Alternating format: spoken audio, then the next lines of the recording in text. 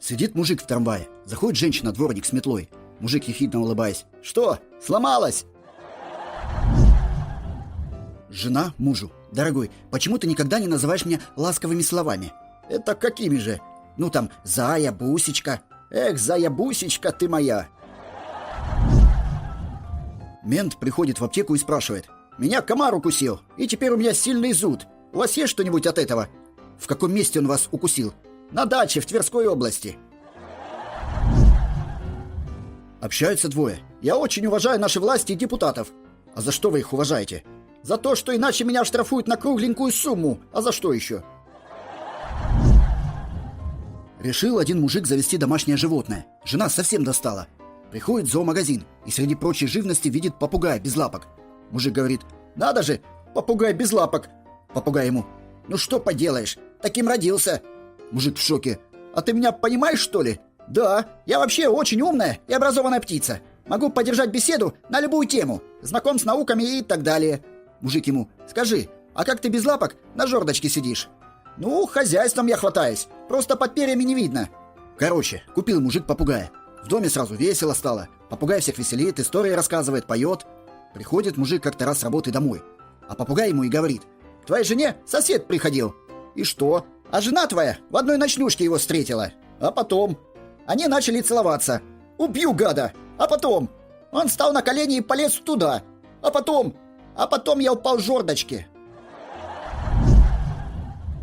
Глухая деревенька. К старику на заваленке подходит парень с папкой бумаг. «Что, пенсию принесли?» «Нет, я счетчик». «Как?» «Счетчик переписи населения, дедушка. Мы пытаемся выяснить, сколько же людей проживает в нашей стране». «Ну, со мной только время терять. Я и понятия не имею». По городу с сумасшедшей скоростью несется такси. Его пассажир трясется от страха. Водитель говорит: «Не бойтесь, я тоже не хочу снова попасть в больницу». «А что, вы сильно пострадали в аварии?» «Нет, я лежал в психиатрии». Объявление. Ищу девушку отечественного производства, не старше 1987 года выпуска, не битую, не крашеную, с красивыми передним и задним бамперами, без прицепа и желательно без пробега.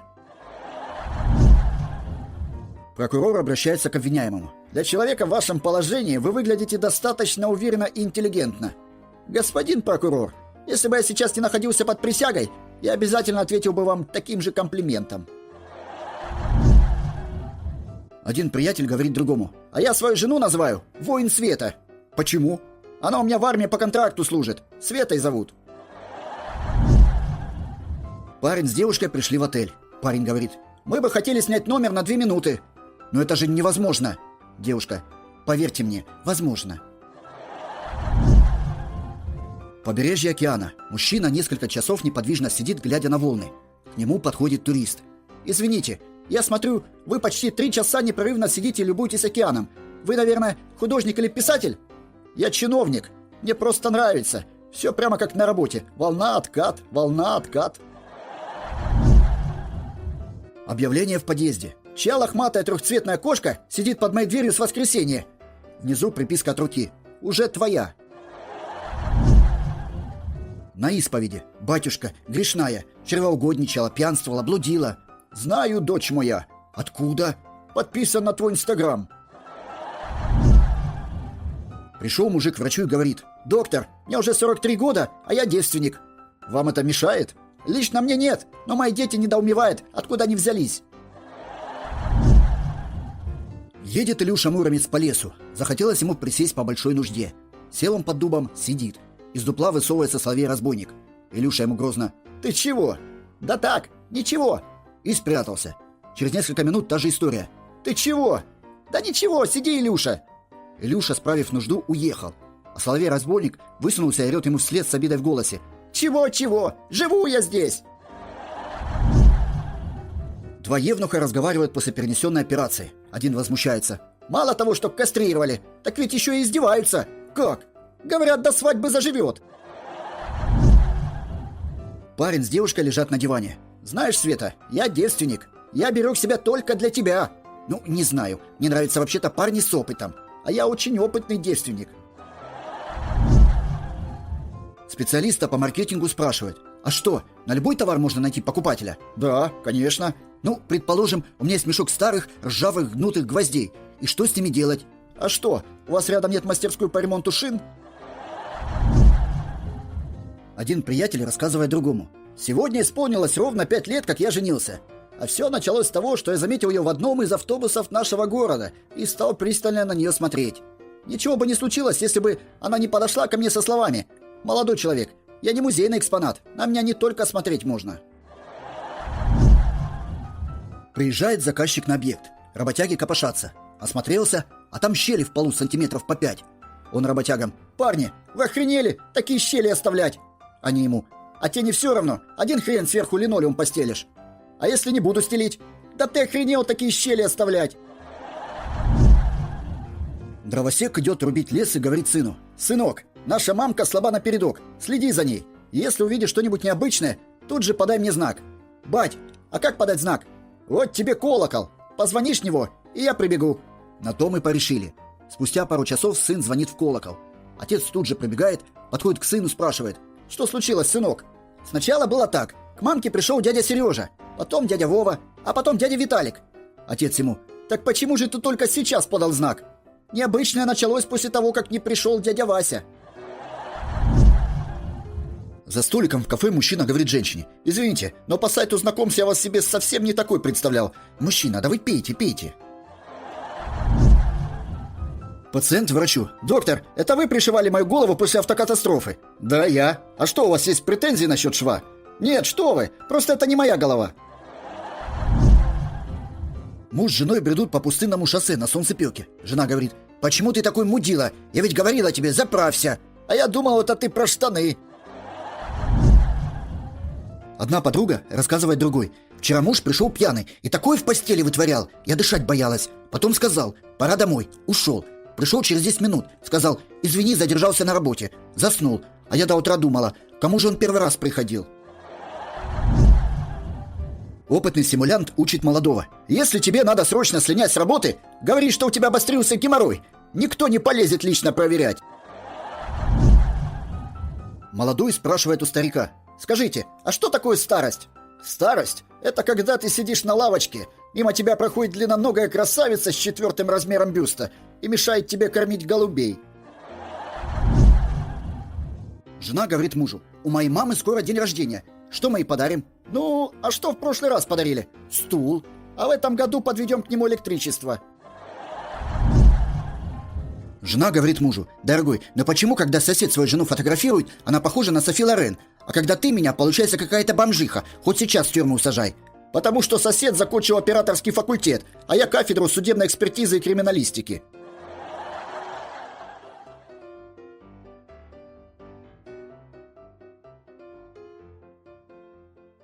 All right, everyone's presentations are done.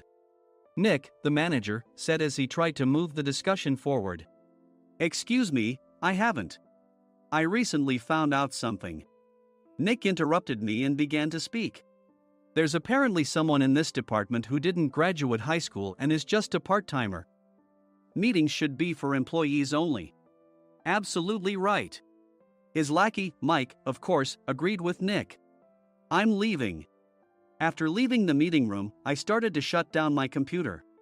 I noticed that an email had arrived, not in my personal inbox, but in the company's shared email. Thinking, there's no point in speaking up, no one will listen, I went home quietly. The next day, I heard a commotion from Nick's desk. He was staring at his computer screen, his face pale. Nick! Is something wrong? Mike looked at the screen with him. And he turned even paler than Nick. Why is he so angry? Knowing the reason for Mike's distress, I thought to myself, serves them right. My name is Adam. My mother passed away when I was in the 9th grade, and I was raised by my father. Well, you could hardly call it being raised. After my mother passed, my father changed. He drowned his sorrows in alcohol, and though he still went to work, he squandered our living expenses on horse racing. Because of that, I had to start working part-time as soon as I entered high school. Every month, I went to the convenience store with bills in hand that couldn't be auto-deducted from my father's account. Even though I endured it because I didn't want to be alone, I reached my limit in my second year of high school and dropped out. I found a live-in job at a distant inn. Thank you for everything. The day I left home, my father, still staring at the TV, spoke. Take care. That was our last conversation. Back then, 18 wasn't the age of majority, so I needed my father's permission to work, and I couldn't hide my place of employment. Yet, my father never visited me even once. I kept working just to survive, and before I knew it, I was 42. Years of hard work paid off, and I was transferred to the headquarters. I was thrilled to be recognized by the company, as I thought I'd be working in the field until retirement due to my lack of formal education. Listen up.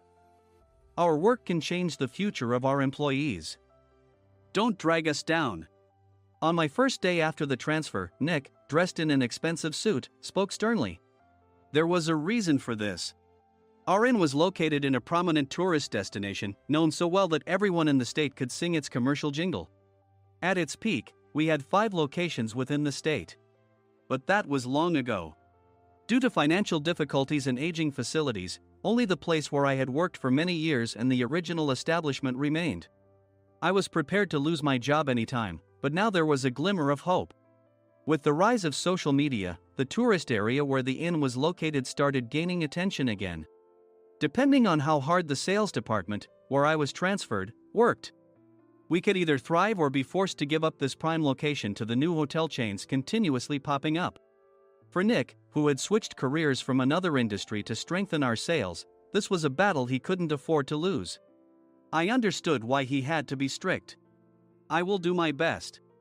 Nick sneered at my enthusiastic declaration. Did you not hear what I said? I'm sorry. I thought I was listening carefully.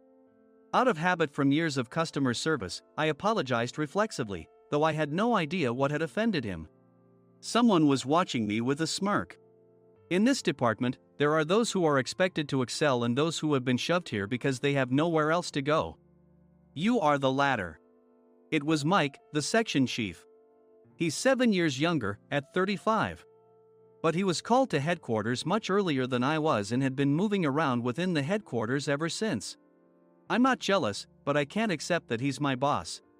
Graduating from a prestigious university, he has an unusually high pride and caused many problems as a newbie, making things very difficult for me when I was the front desk leader. When I found out Mike was transferred to the sales department a month before me, I was disheartened. Mike is right. With just a middle school diploma, there's not much you can do. Don't even think about achieving results. As if I didn't exist, Nick remarked, I'm thirsty. Mike eagerly ran to the coffee maker. It seems Mike is Nick's lackey. I regretted being happy about my transfer to headquarters, wishing I had stayed on site forever. Send a direct mail to every company on this list by the end of the day. Nick only assigned me tasks that even a new graduate could handle. What? There are over 1,000 companies. You want me to send to all of them by today? Yes, if you and your fellow misfits split the work, even those with nowhere else to go should finish by today. I glanced at the employees typing away expressionlessly. They were worn out from customer service, only thinking about leaving on time, or were women reassigned after having children, with zero motivation for work. Even Sam, a new graduate from the same university as Mike, who was supposed to be among the expected achievers, had no enthusiasm for the job, having joined the company wanting to do customer service. I don't care what they say, I plan to quit anytime, he said. Only Nick and Mike were highly motivated, making all the decisions between the two of them. I originally only wanted to work at the inn to survive and had no particular attachment to this job. I swallowed my words, thinking I had no right to reprimand them. About a month after the transfer, Nick told us with a frustrated look. To commemorate the 50th anniversary, we've decided to create a plan exclusive for one group per day. Originally, Mike and I were supposed to come up with it, but our president, Mr. Thompson, insists on hearing everyone's opinions. So, you all get a chance. As Nick explained, Mike began handing out prints. Make sure not to embarrass Nick. If your ideas are half-baked, you'll have to redo them. It seemed that they had printed his handwritten notes by Mr. Thompson, which included several questions and a section for free responses. It made sense why Nick had to seek our input, given that all responses had to be submitted to Mr. Thompson. We were given a week to think about it, and a meeting was scheduled to compile our ideas. My plan is to let guests enjoy both the old and modern America. Nick began the presentations. Guests would watch a master confectioner at a nearby traditional sweet shop make sweets in front of them. The welcome drink would be premium tea in a bottle. Nick's plan was certainly attractive. After his presentation, Nick called on us to present in the order we were seated. Just as I stood up for my turn. "All right, everyone's presentations are done." "Excuse me, I haven't. I recently found out something." Nick interrupted me. "There's someone in this department who didn't graduate high school and is just a part-timer." He was likely talking about me. I joined the company as a part-timer and was made a full-time employee when I turned 20. That was 20 years ago, so Nick and Mike probably had no chance to know until recently. Meetings should be for employees only. Absolutely right. After that, Nick kept creating opportunities to solicit everyone's opinions, purposefully excluding me from speaking. The meeting unexpectedly heated up and went past the scheduled end time. A few people asked to leave, and the discussion continued with the remaining few. "Still here?" Normally, you'd leave in that situation. Though I had no attachment to the job initially, hearing kind words from customers made me want to make them happier. For someone like me, with nowhere to go, the inn was my home and customer service was my life. I felt pathetic about my current self. "I'm leaving." I left the conference room and started shutting down my computer. I noticed an email had arrived, not in my personal inbox, but in the company's shared email. Thinking no one would listen to what I had to say anyway, I quietly went home. The next day, while preparing the DM as instructed, I heard a commotion from Nick's desk. In his haste to stand up, he hit his knee on the desk. He stared at his computer screen, his face pale. "Nick? What's wrong?" Mike, thinking he should be the first to rush over, approached Nick while still wearing his coat. He peered at the screen with Nick. And he turned even paler than Nick. Why is he so angry? Who is responsible for this company? Nick, more irritated than ever, asked, and Mike answered without checking. Probably Sam. Sam wasn't there because he was attending a morning training session for new hires. Nick gave up on getting angry and returned his gaze to the screen. They were looking at an email that arrived right after the end of the working day yesterday. Apparently, no one, including me, had checked it before leaving. The email was from a large company that used us for their annual employee trips. The president and executives of that company also frequently used our services personally. President of the company, Mr. Mason himself, had declared that neither he nor his company would ever use our services again. Well, some companies cancel their employee trips or stop using our services due to financial struggles. Let's just move on. Mike kept wiping the sweat from his forehead with a handkerchief. Knowing why Mike was so agitated, I quietly watched their interaction. "Do you know how much revenue we get from that company?" "We can find other guests to fill the rooms, but we'll lose the banquet costs. Gift shop revenue, rental car fees, and more. Moreover, the gifts were supposed to be prepared by the traditional confectionery shop involved in Nick's proposed plan. If it's known that we incurred such a huge loss at this critical time, Nick's position in the company would be jeopardized." Nick took a deep breath, seemingly trying to calm himself. "All right, Mike. Go to New York right now and apologize to Mr. Mason." "What? You're coming with me, right? I have urgent work to do." "I trust you, which is why I'm entrusting this to you. Please." Mike, believing Nick's sincerity, agreed with a determined look on his face, saying, "Yes. That's Nick for you." Even if Mike went to apologize, Nick would shift all the blame onto him if the client didn't change their mind. Well, it was Mike's fault to begin with, so it served him right. About 3 hours later, Sam answered a call from somewhere and repeatedly apologized, saying, "I'm very sorry." Everyone watched to see what was happening. After ending the call, he informed Nick with a weary tone. When Mike arrived at the client's company, he only made things worse, further infuriating Mr. Mason. He was demanding, "Get his boss here immediately." It was no wonder Sam was exhausted, dealing with such a call right after returning from training. What is that idiot doing? "All right, Adam, you're coming with me. If sacrificing Mike didn't work, then I must be next." Normally, I'd want to refuse at all costs, but I saw an opportunity in this situation. If I can be of assistance, I'd be happy to join you. I immediately followed Nick, and we flew to New York.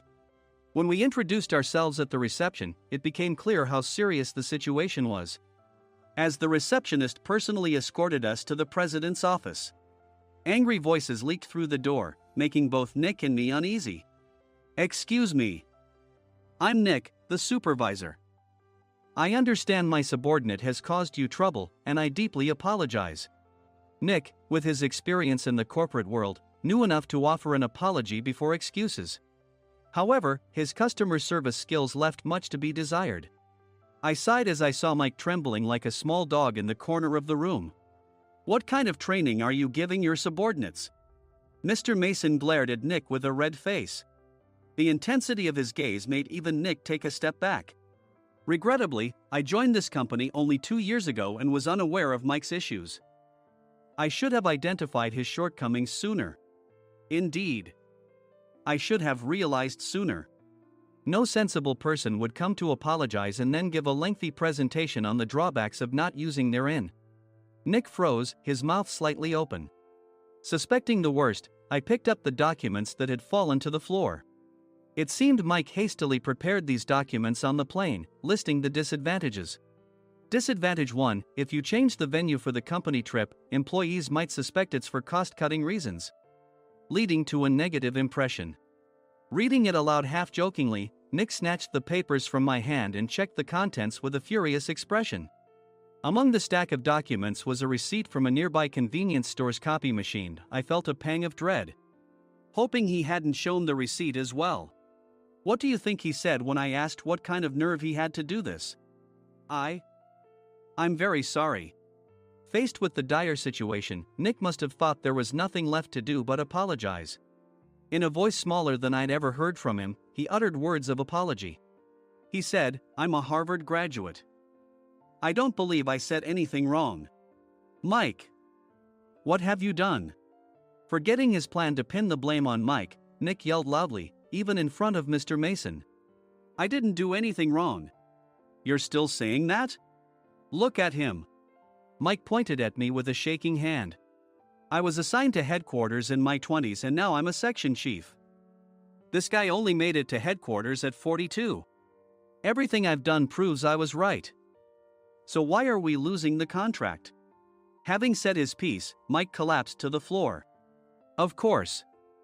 You were sent there because you had nowhere else to go." Mike never expected to hear such words from someone he looked down upon. He lunged at me, and Nick hurriedly stepped in to stop him. "Mr. Thompson told me Mike is a quick thinker, and to take good care of him." There's no way he was pushed aside. "Don't make things worse here. He didn't say quick thinker, he said only quick-witted, didn't he?" I don't remember that part." I recalled the many troubles Mike caused when he was a newbie. When Mike was on the front line, his pride was so high that he never apologized to customers. Customer service, especially in our job, doesn't work alone. It brings both good and bad situations. If the front staff or housekeepers made mistakes, or the cleaning company didn't properly clean a room, one had to apologize to the customers regardless of personal fault. Mike, in such situations, would never apologize, insisting he wasn't at fault. This often angered customers, and as the front desk leader, I frequently had to apologize on his behalf. He caused complaints and disrupted operations, which is why he was quickly moved to headquarters. In departments where he didn't interact directly with customers, his quick thinking was beneficial and things went well. But it seemed his flaws were starting to show. Corporate reservations are supposed to be entered into the system by the sales representative. But a quick check yesterday revealed that more than 10 items were missing from the client's reservation. The handover document clearly stated what needed to be prepared. Why didn't you enter it into the system? Why do we have to give them special treatment? Filling rooms near the banquet hall, setting up all the food in advance. Specifying the brand of wine, they're too demanding. No wonder he always angered customers, I thought, feeling a headache coming on. Grouping them in rooms near the banquet hall is for our benefit too. It makes it easier for the staff to set up beds and serve breakfast since everyone's schedule is synchronized. As for the other requests, Mr. Mason suggested them to lighten our load. I didn't know that. Nick finally seemed to realize that Mike was the one who had angered the client. What did you say to them? I just told them we wouldn't give them special treatment anymore. We shouldn't waste effort on things that don't bring in money. I was utterly exasperated at his lack of understanding of customer service. Of course, we shouldn't comply with unreasonable demands. But carrying over successful practices from past stays makes customers feel remembered and enhances their experience. Good memories encourage repeat visits. That's part of our job. I looked down at Mike, who was sitting on the floor. In our job, nothing is a waste. Mr. Thompson likely moved you to the sales department, hoping you'd finally understand this. How do you think he feels now that you failed to meet his expectations? Mike, tears in his eyes, fled the president's office. I was amazed he still hadn't apologized. You have it tough, Adam. It's okay, we're all employees of the same company. I deeply apologize for this disrespectful incident. Especially after all the care you've shown us. If it weren't for you, Adam, I really would have stopped staying here. When I heard you were moving to the sales department, I was willing to reconsider if you handled it.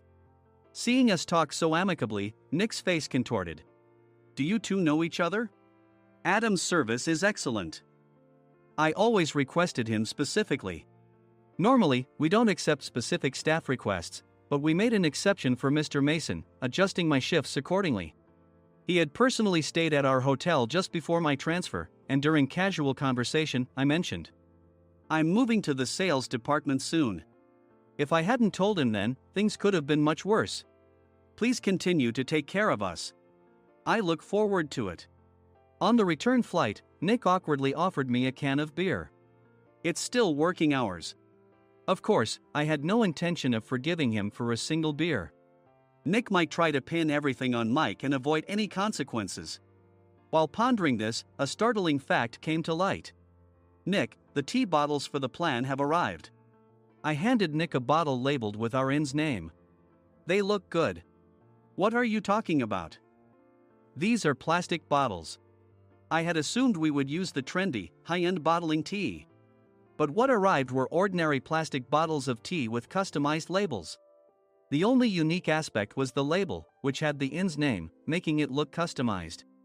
Upon further investigation, I discovered that a substantial amount of money was set to be paid to the tea company. It was priced like bottling tea. Does this plastic bottle really cost $100 each? The tea inside is specially blended for us. The extra cost is for that. Wouldn't it be better to use another tea company? Or is there a specific reason we must use this one? As Nick continued to make excuses, I showed him a printed email. I informed the tea company's president, Mr. Mitchell, that we discovered irregular payments and he confessed. He said you two were high school classmates and planned to split the extra money. That idiot. Why did he confess? That's not important. You should worry about yourself, this could turn into a police matter. Opening the bottle cap, I suggested. How about calming down with this tea? It supposedly has a relaxing effect. Nick drank the tea frantically. In the following days, decisions were made about their fates. Mike was reassigned to the General Affairs Department, with no chance of transfer or promotion, as per Mr. Thompson's orders. As for Nick, since the payment to the tea company hadn't yet been made, he narrowly avoided legal trouble. Instead, he was encouraged to leave the company, and to avoid further complications, Nick submitted his resignation. Rumor has it that connections between HR departments have made it difficult for him to find new employment. Even though it was good to have those two gone, something unexpected happened in the sales department.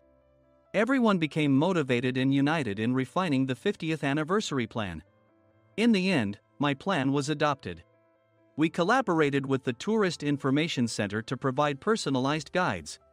The plan, tailored to the number of guests, was truly special for the 50th anniversary. Hey, is Adam's family coming to stay? I immediately booked that special plan for my family. Sam noticed it on the reservation list and quickly picked up on it. Yes, I'm inviting my father. That's great. I might invite my parents too. I lacked the courage to face my father just as Adam. But here, with the confidence Mr. Mason praised, I felt ready. The 50th anniversary plan was a perfect opportunity to reconnect with my father. I hoped to bring back the days when we could laugh together as we once did.